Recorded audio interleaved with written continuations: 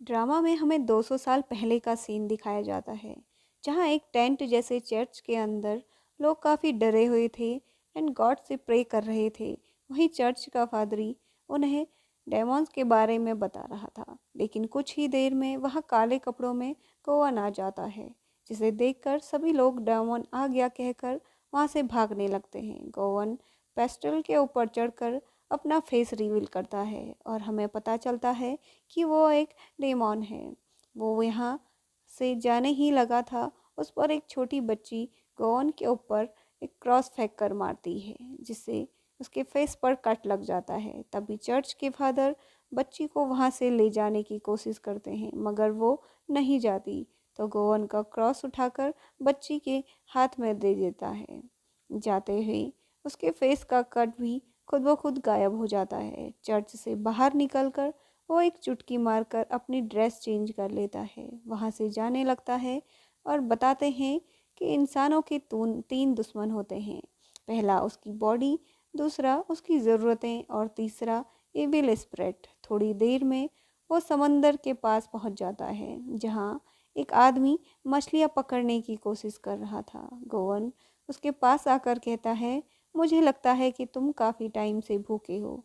क्या तुम्हारी विश अब पूरी भूख मिटाने की है? आदमी कहता है, हाँ, पर कोई मेरी मदद नहीं कर सकता क्योंकि चारों ओर अकाल पड़ा हुआ है। कौन कहता है, किसने कहा? देखो, समंदर में मछलियाँ भरी पड़ी हैं।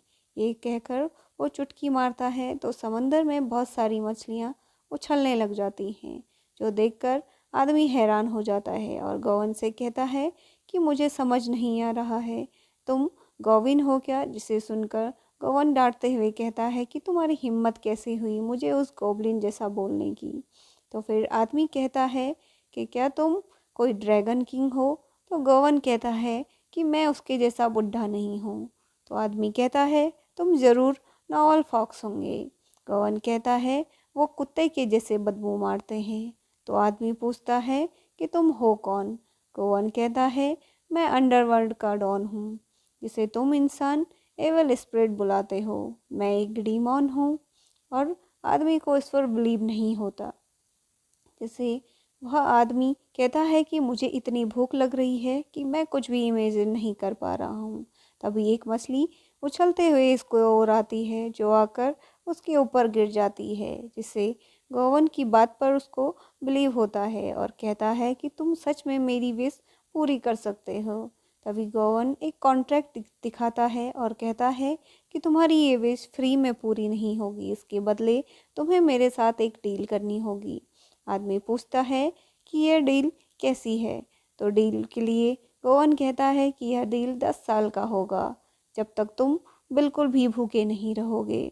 तुम्हारी बॉडी 10 साल बाद मर जाएगी और तुम्हारी आत्मा अंडरवर्ल्ड चली जाएगी। उसके बाद गोवन कहता है कि तुम इंसान जिसे नरक कहते हो, मैं वहाँ का किंग हूँ।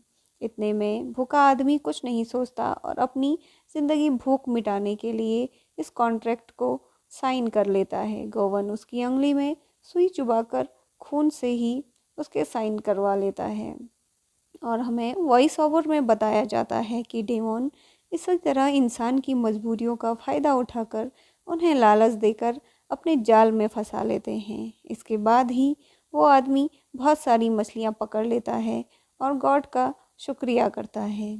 वहीं दूसरी तरफ गोवन कहता है कि 10 साल बाद मिलते हैं और वहाँ से चले जाता है। दूसरी तरफ दूसरा सीन दिखाया जाता है, यानी कि 2023 में, जहाँ कोरियस की 2023 अवार्ड का फंक्शन दिखाया जाता है।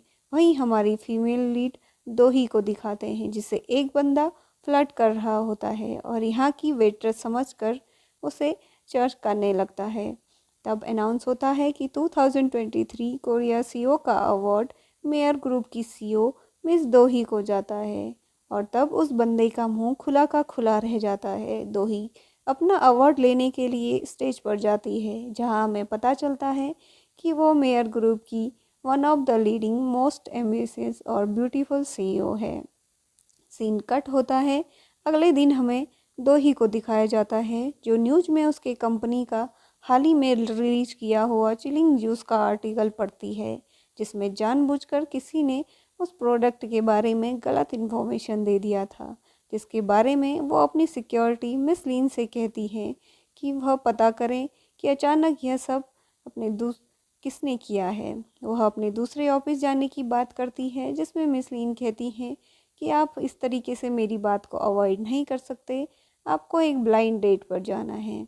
तो वो कहती है कि मेरे पास इन फालतू टाइम के लिए डेट्स के लिए टाइम नहीं है। दोही को मैडम जू का कॉल आ जाता है, जिससे वो अल्टीमाइट जू कह लेकर बुलाती हैं। तो उनके कुछ कहने से पहले ही दोही पूछती हैं कि आपने अपना चेकअप करा लिया। मैडम जू पूछती है, तुम्हें मिस लीन ने नहीं बताया कि तुम्हें आज कहाँ जाना है? तो एक इम्पोर्टेंट काम का बहाना देने लग जाती है, जो सुन मिस जू कहती है कि ठीक है, मैं भी अपना इलाज नहीं करवाऊंगी। अगर तुम डेट पे नहीं जाओगी तो मुझे भी चेकअप कराने का कोई शौक़ नहीं है।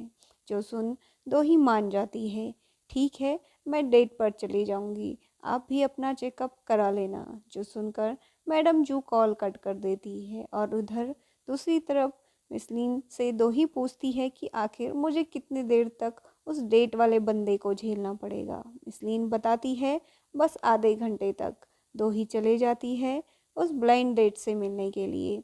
इधर हम कोवन को एक ऐसी जगह पर देखते हैं जहाँ पर वो बहुत सारी घड़ियाँ लगी हुई थी, जिससे एक घड़ी को 12 बजते ही गोवन अपने शिकार को ढूंढने लगने चले जाता है, जो कि एक माफिया गैंग का बॉस होता है, जो एक सैलून में आराम कर रहा था। बाहर उसके आदमी उसका वेट कर रहे थे। तभी अचानक उसके सामने सब कुछ रुक जाता है।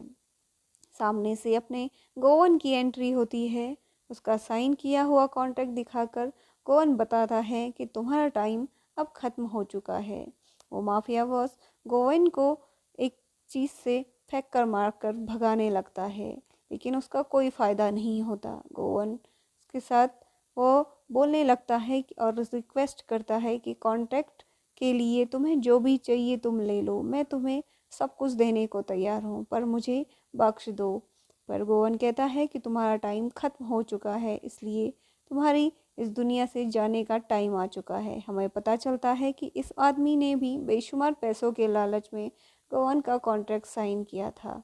आज इसके कॉन्ट्रैक्ट ख़त्म हो चुका है, लेकिन वो तो गोवन को काफ़ी सारे ऑफर्स देने लग जाता है कि मेरी जगह मेरे सारे गुंडों की आत्माओं को लेकर जाओ। लेकिन गोवन को मारने वाला नहीं था, इसलिए माफिया बॉस तो गोवन को मारने की कोशिश करता है, लेकिन इसका कोई फ़ायदा नहीं होता। उसी समय उस बंदे को हार्ट अटैक आ जाता है और वहीं पर उसकी मौत हो जाती है। गोवन उसे गुड बाय कहकर चले जाता है और इतने में ही वो मर जाता है। तो गोवन की आंखें उसकी आंखें बंद कर कर वहाँ से निकलता है। तभी माफिया के गुंडे अंदर आ जाते हैं। बॉस की हालत देखकर हैरान होते हैं। उनमें से एक गुंडा गोवन को वहाँ से जाते हुए देख लेता है।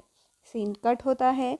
हमें गोवन को एक ऑफिस में दिखाया जाता है, जहाँ से वो घड़ी गायब हो जाती है, जिसमें 12 बज चुके थे। यानी कि वो घड़ियाँ इंसानों की लाइफ लाइन थी, जिसके साथ गोवन ने कॉन्ट्रैक्ट साइन किया था। अगले सीन में हमें दोही को दिखाया जाता है, जो रेस्टोरेंट पहुंच गई थी, पर एक वेटर उसे अंदर आने के लिए मना करता है। कहता है कि एक कस्टमर ने पूरी जगह बुक कर ली है। तो दोही का आज बर्थडे था, इसलिए उसे लगा कि मैडम जी ने उसे मेरे बर्थडे के बारे में बता दिया है। दोही उसे कहती है कि तुम्हारे उसी मेल कस्टमर की गेस्ट हूँ मैं। तो वेटर उसे अंदर आने को कहता है। दोही जाकर उस टेबल के सामने बैठती है और कहती है, तुम्हें पहले से ही बता देना चाहती हूँ कि मेरी शादी मेरे काम से हो चुकी है, इसलिए मुझे लड़कों में कोई इंटरेस्ट नहीं है। लेकिन तभी वो ब्लाइंड डेट जो पेपर पढ़ रहा था, वो पेपर नीचे रखता है और कहता है कि मैं भी तुम्हारे साथ शादी करने में कोई इंटरेस्टेड नहीं हूँ। जहाँ पर हमें दिखाया जाता है कि वो कोई और नहीं गोवन होता है। तुम चाहे अब शादी अपने पिल्लों से करो या अपने काम से, मुझे फ़र्क नहीं पड़ता। तुम्हें ऐसे किसी को अपनी पर्सनल इन्फॉर्मेशन देने का शौक़ है तो तुम अपना बैंक अकाउंट का पासवर्ड भी मुझे बता दो। ये सुन दो ही थोड़ा हंसने लगती है और कहती है, क्या हम कभी साथ में स्कूल गए थे? कौन कहता है नहीं। तो कहती है कि हमने कभी एक दूसरे को डेट किया था, कवन कहता है कि कोई चांस ही नहीं। तो दोही चिढ़ते हुए कहती है कि हम साथ में स्कूल नहीं गए, ना ही कभी एक दूसरे को डेट किया, तो फिर आखिर तुम्हारे मैनर्स कहाँ हैं। गवन कहता है कि मेरे सामने इंसानों की कोई औकात नहीं। इस पर दोही को बहुत गुस्सा आता है, इसलिए वह उठकर जाने लगती है। लेकिन तभी उसे मैडम जू का मैसेज आ जाता है और कहती है कि उस लड़के के साथ तुम्हारा सब कुछ ठीक चल रहा है ना, अगर तुमने कुछ भी गड़बड़ की तो तुम्हें पता है मैं क्या करूँगी। इसलिए दोही अपने फ़ोन में टाइमर ऑन करने लगती है। 30 मिनट का टाइम ऑन करके वह बैठ जाती है। जो देख गवन कहता है कि ओ हेलो, ये मैंने पूरा रेस्टोरेंट बुक किया हुआ है, मैं यहाँ शांति से खाना खाने आया हूँ। तो दोही कहती है तो मुझे क्या प्रॉब्लम है, तुम खाओ अपना खाना। गवन कहता है कि तुम इंसानों को समझ नहीं आता, शहर में और भी कई सारे रेस्टोरेंट हैं, तुम कहीं और क्यों नहीं चले जाती। जिस पर दोही कहती है तुम ही जाओ, तुम्हें तो पता ही होगा उन जगहों के बारे में। ये कहकर वो दूसरी ओर फेस कर लेती है। तो गवन कहता है कि तुम इंसानों को कितना ही समझा लो, तुम पागल इंसान इतने ज़िद्दी क्यों होते हो। दूसरी ओर हमें दोही के असली ब्लाइंड डेट के बारे में दिखाया जाता है, जो किसी अलग ही रेस्टोरेंट में बैठा हुआ था और वो दोही की प्रोफाइल देख रहा था, जिसमें हमें पता चलता है कि जब दोही 11 साल की थी तब उसकी मॉम एंड डैड की डेथ हो गई थी। तब वो मेयर ग्रुप की चेयरमैन जू ने दोही को अडॉप्ट किया था और तब वहीं मेन बिजनेस चला रही हैं, जिससे हमें समझ आता है कि दोही गलती से दूसरे रेस्टोरेंट में आ गई हैं और गवन को अपना ब्लाइंड डेट समझ रही हैं।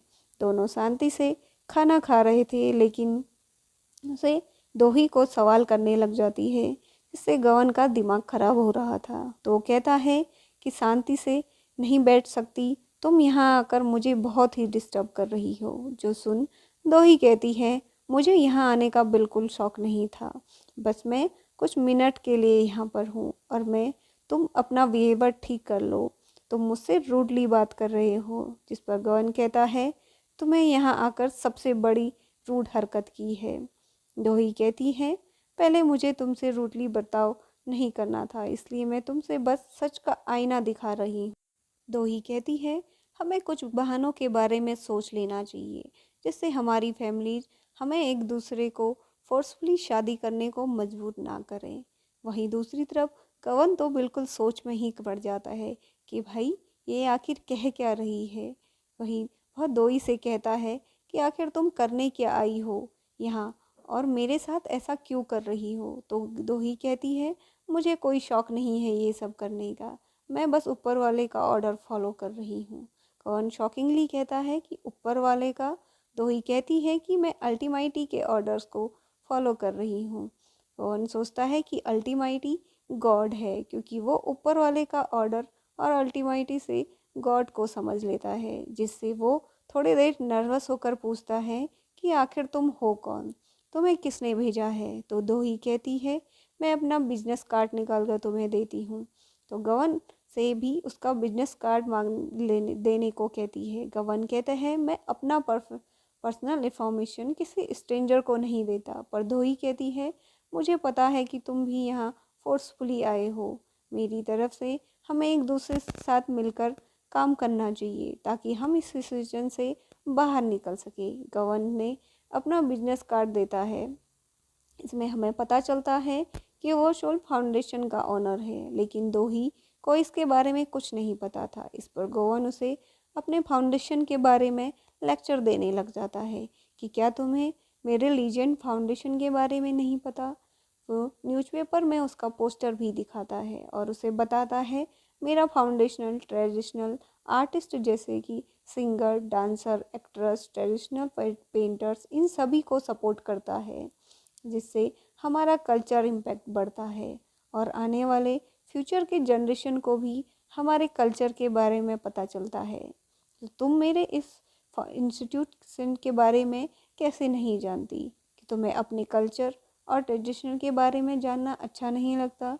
तो दोही उसके लेक्चर से इरिटेट हो जाती है, तो उसे कहती है मुझे सारे ट्रेडिशन के बारे में पता है, पर मेरी सोच थोड़ा मॉडर्न है। तो गोवन उससे पूछता है कि आखिर तुम्हें उस ऊपर वाले का ऑर्डर क्या है। जो सुन दोही शॉकिंगली पूछती कि क्या तुम्हें इसके बारे में कुछ नहीं पता।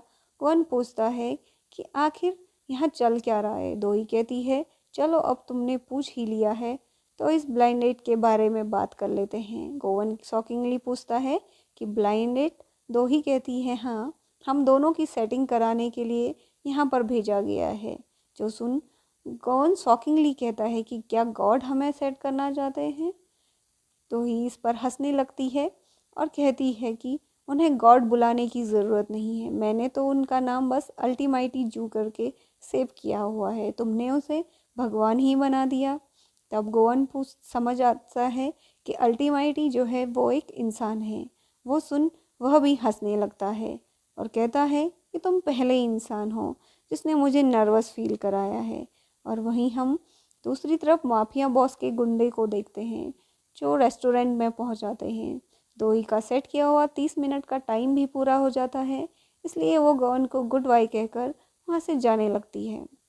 तभी गोवन के पास आकर वो गुंडे उसकी तरफ आ रहे होते हैं। रास्ते में एक वेटर केक लेकर पहुंच जाता है तो वो गुंडे केक को प्लेट को उछाल देते हैं। फिर वो उड़कर दोही की तरफ गिरने लगता है, मगर तभी गोवन आकर दोही को साइड कर लेता है और एक हाथ में केक को पकड़ लेता है। दोही तो गोवन को देखते ही रह जाती है और धीरे धीरे दोनों की आंखें मिलती हैं।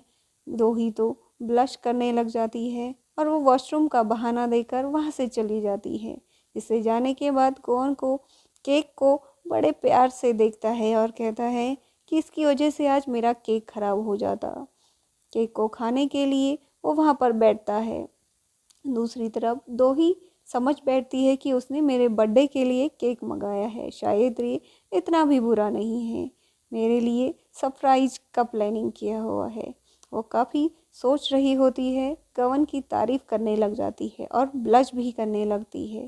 दूसरी तरफ गवन बड़े चाव से केक का पहला बाइट कट करता है, लेकिन माफिया बॉस उसके बाइट को फेंक देता है।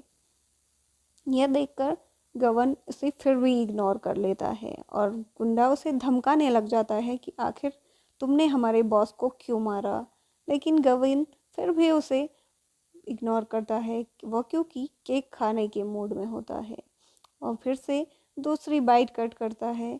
और इससे पहले वह खाने वाला होता है तो दूसरी बाइट भी गुंडा उसे फेंक देता है।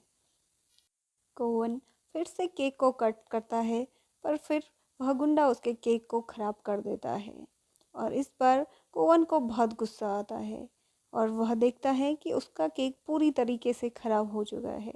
यह देखकर वह गुंडे से कहता है कि तुम्हें एक बार बोलकर समझ नहीं आता कि मैंने तुम्हें मुझे डिस्टर्ब करने को मना किया था, पर शायद तुम गंदी नाली के कचरे जैसे हो और तुम्हें बिना सबक सिखाए शायद चैन नहीं आएगा। गुंडा फिर अपने हथियार से गोवन को मारने की कोशिश करता है पर गोवन उसे न्यूज़पेपर के अंदर बंद कर देता है। अचानक उसे गायब देखकर उसके साथ वाले बंदे तो शॉक हो जाते हैं और उसकी फ़ोटो न्यूज़पेपर पर आ जाती है। यह पूछकर गुंडा बोलता है कि आखिर तुमने यह कैसे किया। जैसे ही दूसरा बंदा अटैक करने लगता है फिर भी गोवन उसको न्यूज़पेपर के अंदर बंद कर देता है और फिर उसके बाद न्यूज़पेपर को वो फोल्ड करके एक एक कर सबके सर पर मारने लग जाता है। इससे सभी गुंडे एक एक कर गायब हो जाते हैं और उनका बॉस काफ़ी ज़्यादा डर जाता है। आखिर में गोवन उन सभी को पेपर के अंदर खींच लेता है। वहीं गोवन के बारे में सोचकर दोही तो ब्लश कर रही होती है और अपना टचअप कर लेती है जब वो वहाँ से बाहर आती है, लेकिन देखती है गोवन अपने केक को लेकर बहुत गुस्से में है और वो पूछती है कि केक को क्या हुआ। गोवन कहता है कि पार्टी ख़त्म हो चुकी है, तुम भी यहाँ से निकलो। पर तुम दोही कहती है कि तुमने मेरा बर्थडे बर्बाद कर दिया। गोवन कहता है तुम्हारा बर्थडे मुझे नहीं फ़र्क पड़ता, इसलिए चुपचाप तुम यहाँ से निकल जाओ, तुमने मेरा पूरा टाइम वेस्ट कर दिया है। यह सुन दोही को बहुत गुस्सा आता है और विश करती है कि हम दोबारा कभी ना मिलें। फिर वहाँ से वह चले जाती है और वहीं पर गोवन न्यूज़पेपर को एक जगह कर फेंकता है जहाँ पर गुंडे सारे न्यूज़पेपर से बाहर निकल जाते हैं। तो ये अपनी कंपनी वापस जा रही होती है और वह गवन के बारे में मिस जैन को बताती है। साथ में ही एक आर्टिकल के बारे में पूछती है। मिस जैन बताती है कि अपना आपका नाम खराब करने के लिए मिस जू की बेटी सुहाना ने मेयर ग्रुप की सब्सिडी कंपनी मेयर अप्रैल कंपनी की प्रेसिडेंट हैं। जो सुन दो ही कहती हैं, मुझे शांति से रहने क्यों नहीं देते ये लोग। ट्रैफिक की एक बिल्डिंग के ऊपर मेयर ग्रुप के बारे में एक न्यूज़ दिखाई जाती है। ग्रुप के अंदर पावर स्ट्रगल चल रही है, यानी कि मैडम जू के बाद कौन कंपनी का चेयरमैन होगा। लेकिन इसके कंपनी के ओनर के बीच फाइट शुरू हो चुकी है, जिसमें फ्लैशबैक में दिखाते हैं कि मिस जू के दो बच्चे हैं। बड़ा बेटा नौज, जिसे मैडम जू ग्रुप संभालने के काबिल नहीं समझती, और दूसरी छोटी बेटी सुहाना, जिसके हस्बैंड अब्रॉड में रहते हैं। क्योंकि सुहाना को बचपन से पेरिस में रहने का बहुत मन था। वो सुहाना के ट्विंस बच्चे आर्टिफिशियल और जस्टिन, और नौसू का एक छोटा बेटा। वहीं मैडम जू एक भाई भी है, जिसका बड़ा बेटा उनकी दूसरी कंपनी को संभाल रहा होता है। तो वह सोचती है कि आखिर में मैडम जू को जिस पर सबसे ज़्यादा भरोसा है वो है दोही, जिसे मैडम जू ने आज से 17 साल पहले अडॉप्ट किया था। तब वो मैडम जू के लिए सबसे इम्पोर्टेंट है। उन्होंने अभी तक सिर्फ दोही को ही अपना सारा काम संभालने की परमिशन दी है, जिसकी वजह से मैडम जू के बच्चे दोही को बिल्कुल भी पसंद नहीं करते, और उसे दोही को साफ पता चलता है कि इन सब के लिए वह वायरस की तरह है, जिसे ये सब उनके साथ देखना पसंद नहीं करते। वहीं प्रेजेंट में दिखाते हैं कि दोही को एक अननोन नंबर से कॉल आता है, जिसका नाम था जुन, जो मेरे मेयर ग्रुप के फाइनेंशियल टीम का हेड था। वो दोही को बताता है कि मेरे पास कुछ ऐसी इन्फॉर्मेशन है जिससे आप मेयर ग्रुप के चेयरपर्सन बन सकती हैं, मगर मिस्टर तेज उनके बारे में फ़ोन में नहीं बता सकते। तो उसे दोही को मिलने के लिए कहते हैं, पर दोही कहती है इससे पहले मैं आप मुझसे कुछ कहें, मैं बता दूं कि मुझे आपके इस कंपनी के बारे में कोई इंटरेस्ट नहीं है। इसलिए वो फ़ोन कट कर देती है और कहती है कि ये लोग मुझे चैन से जीने नहीं देते। तभी मैडम जू का मैसेज आता है, जिसमें लिखा होता है कि मेरा आखिरी टाइम आ गया है, फिर मिलेंगे हेवन में। जो देखकर तो ही काफ़ी घबरा जाती है। वो जल्दी से हॉस्पिटल पहुंच जाती है, जहां वो मैडम जू को देखकर बहुत ही ज़्यादा रोने लग जाती है। उसे लग रहा था कि मैडम जू अब नहीं रही, लेकिन वो अपनी आंखें खोल कर कह देती हैं कि चिल्लाना बंद करो, मैं सो रही थी।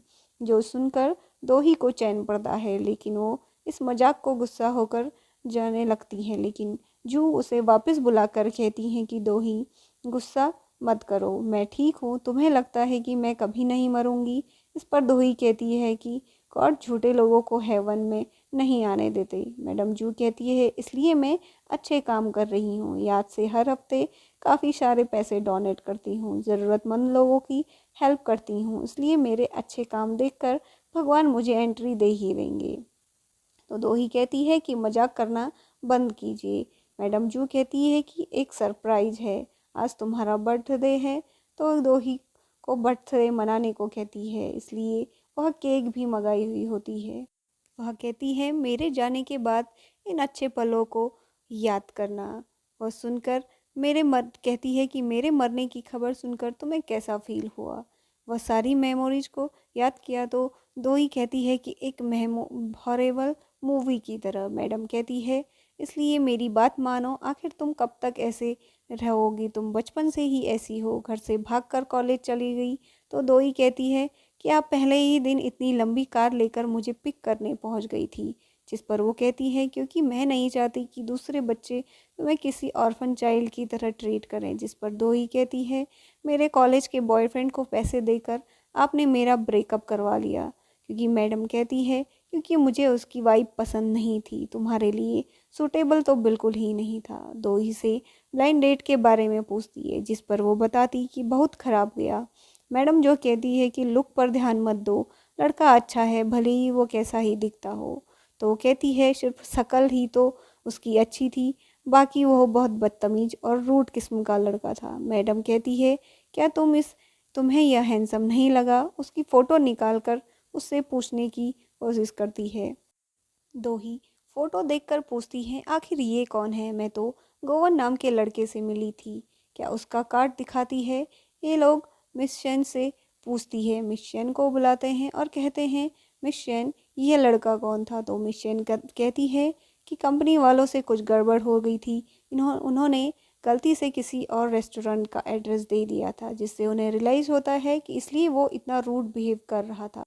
वहीं दूसरी तरफ गोवन को एक ऑडिटोरियम में दिखाया जाता है, जहां एक योगा नाम की लड़की ट्रेडिशनल डांस पर प्रैक्टिस कर रही थी। उसका असिस्टेंट बैठा हुआ था, जिसका नाम पार्क है, और वही 200 साल पहले जोशन का एक भूखा आदमी था जिसने गोवन के कॉन्ट्रैक्ट साइन किया था। 10 साल का कॉन्ट्रैक्ट गोवन ने आगे बढ़ा दिया था, इसलिए वो अभी भी जिंदा था। इधर मैडम जू मिस चैन से कहकर गोवन को कॉल लगवाती हैं। इससे मिसअंडरस्टैंडिंग की वजह से दोही ने जो उसका टाइम वेस्ट किया था उनका कंसल्टेंटर की बात करती है, लेकिन गोवन तो रूटली मना कर देता है। जॉनसन दोही को कहती है कि देख लिया कि कितना ज़्यादा रूड है, और मैडम जो कहती है कि जाने दो इसे, लेकिन तुम जल्दी से अपना पार्टनर ढूंढ लो और शादी कर लो, क्योंकि मैं मरने से पहले तुम्हारी शादी देखना चाहती हूँ, इसलिए तैयारी मैंने कर रखी है। यह कहकर वो अंगूठी का बॉक्स निकालती है, जिसमें 2 अंगूठी थी, जिसमें वह दोनों ही अंगूठी दोही के हाथ में पहना देती है और कहती है अपना सुटेबल पार्टनर ढूंढकर यह एक अंगूठी उसे दे देना। उसका बर्थडे केक निकाल कर कहती है 20 साल से ज़्यादा हो चुके हैं, तुम्हारे पेरेंट्स की डेथ को उसे भूल कर अपना बर्थडे सेलिब्रेट करो, जिससे हमें समझ आता है कि उसने बर्थडे के दिन उसकी मॉम और डैड का एक्सीडेंट हुआ था, इसलिए दो ही अपना बर्थडे नहीं मनाती। मैडम जू के लिए दो ही हैप्पी बर्थडे मना लेती है और उसके अच्छी हेल्थ की विश करती है।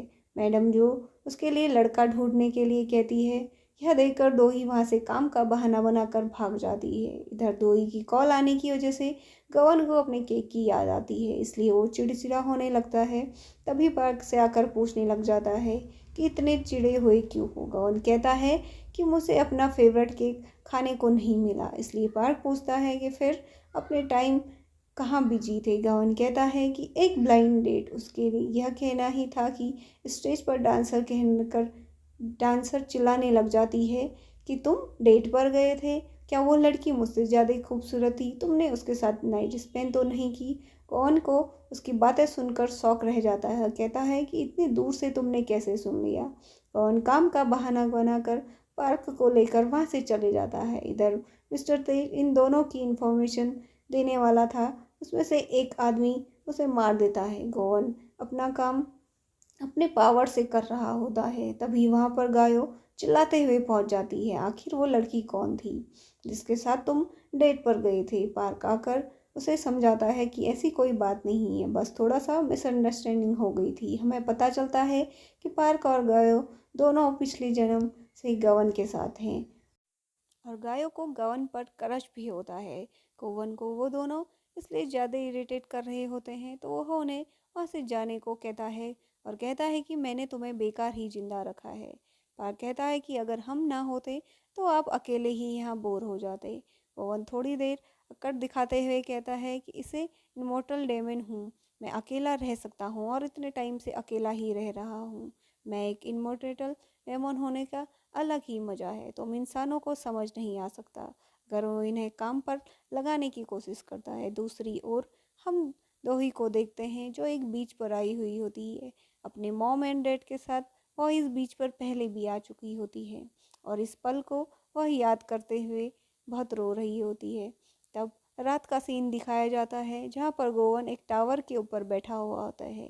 दूसरी ओर हम दोही को देखते हैं, जो रात 12 बजे के बीच कहती है कि चलो, मेरा श्रापित बर्थडे अब ख़त्म हो चुका है। तभी एक कैब ड्राइवर का कॉल आता है एंड वो कहती है कि आपकी गाड़ी आ चुकी है। दोई उसमें बैठकर थोड़ी दूर जाने के बाद उसके फ़ोन पे नोटिफिकेशन चेक करती है। इसमें वो देखती है कि कैब बुक किया था उसकी लोकेशन अभी भी 17 मिनट दूर दिखा रहा है। अभी वो ड्राइवर को देखती है, इसके गले पर खून के निशान हैं। उससे पूछती है कि आखिर तुम कौन हो। हम देखते हैं कि वो एक किलर था जिसने मिस्टर तेज इनको मारा था। तो ड्राइवर गाड़ी रोक कर कहता है कि यह पूछो तुम आखिर क्यों मरने वाली हो। यह कहकर उसे क्लोरोफॉर्म सुंघा दिया जाता है। वह उसे बेहोश करने होते हैं। उसी बीच उसे बताते हैं कि तुम्हारी मौत की वजह मैडम जू है। वह उसका मुंह दबाकर उसे बेहोश कर देते हैं, लेकिन यहाँ पर दो ही बेहोश होने का नाटक कर ली होती है। वह उस आदमी को धक्का देकर कार से बाहर भागने लग जाती है। इधर हम देखते हैं कि गोवन क्लॉक टावर के ऊपर बैठकर अपने शिकार को ढूंढ रहा था, जिसकी कोई विश हो और वह उसकी तरफ मदद मांगने के लिए आई। उसकी नज़र पड़ जाती है दोही पर, उसकी तरफ इशारा करके कहता है, मिल गई। दोही भागते हुए जा रही थी, तभी सामने से उसकी ओर गोवन आने लग जाता है, जिसे देखकर वह सोचती है कि आखिर तुम मुझे बचाने आ रहे हो या मारने। उसे शक ही हो रहा था कि किलर उसके पीछे से आ जाता है, जिसके साथ वह कहती है कि क्या तुम इस किलर से मिले हुए हो।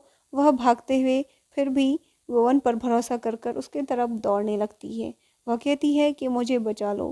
गोवन कहता है कि मेरे साथ तुम्हें डील करनी होगी। दोही कहती है कि अभी डील करने का टाइम नहीं है। तो गोवन कहता है कि ठीक है, तुम्हारे पीछे जो किलर आ रहा है उससे ही डील कर लो। गोवन कहता है, वैसे तो मैं कॉन्ट्रैक्ट साइन करने से पहले किसी की हेल्प नहीं करता, पर इस आदमी को देखकर मेरे हाथों में खुजली हो रही है। यह बोलकर उसे मारने जाता है। मौका देखकर दोई कार के पास जाकर कार स्टार्ट करने लग जाती है। तभी गोवन आकर उस किलर को कार के ऊपर फेंक देता है। तभी दोई काफ़ी घबरा जाती है और गोवन उसकी तरफ आ रहा था, उसकी आंखें भी लाल हो चुकी थी। तो वह घबरा कर कार से निकल जाती है और ब्रिज के उस पार छुप जाती है।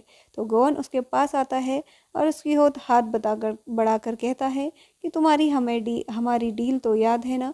गोवन का हाथ पकड़ते ही होली क्रॉस का निशान ग्लो करने लग जाता है। दोनों एक दूसरे को देख रहे होते हैं। इतने में किलर कार को बहुत तेजी से भगाकर उनकी ओर ले जाने लगता है, जिसे देखकर दोही तो डर जाती है। गोवन एक चुटकी मारता है।